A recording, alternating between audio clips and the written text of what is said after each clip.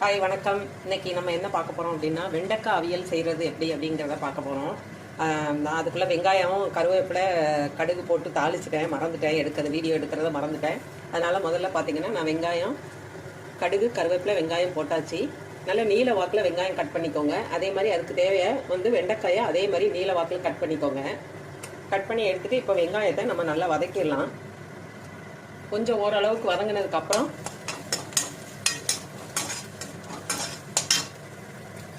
வெங்காயம் கொஞ்சம் colour change ஆனதுக்கப்புறம் நம்ம வெண்டைக்காயை போட்டுடலாம்.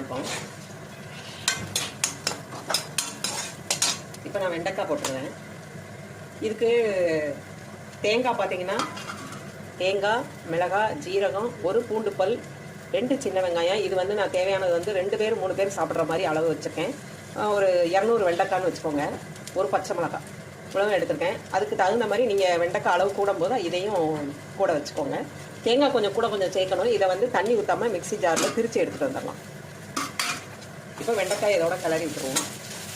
இப்போ கொஞ்சம் மஞ்சத்தூள் போட்டுறேன். நான் ஒரு 1/4 டீஸ்பூன் மஞ்சத்தூள் போட்டேன்.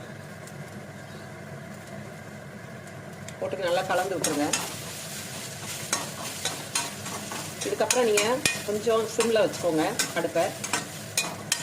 கொஞ்சம் எண்ணெய் கொஞ்சம் நிறையா தான் ஊற்றிக்கணும் இதுக்கு, இல்லைன்னா அடி பிடிக்க ஆரம்பிச்சிடும்.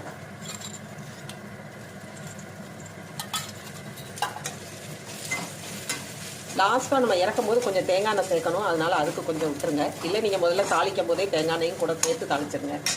இப்போ இதில் நான் 1 ஸ்பூன் தயிர் ஊற்றுறேன். புளிக்காத தயிராக 1 ஸ்பூன் விடுறேன்.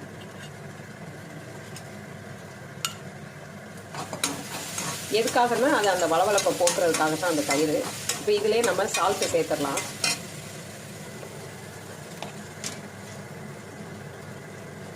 கொஞ்சம் சால்ட்டு போட்டுடலாம்.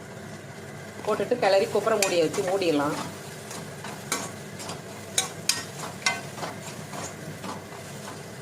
கொஞ்சம் இப்போ ஒரு 5 to 7 மினிட்ஸ் மூடி வச்சிடலாம். இடையில நீங்கள் திறந்து கிளறி விட்டுக்கோங்க. நான் அதுக்குள்ளே இதை மிக்ஸி ஜாரில் திரிச்சு எடுத்துகிட்டு வந்துடுறேன். வெண்டைக்காய் நல்லா வெந்துருச்சு.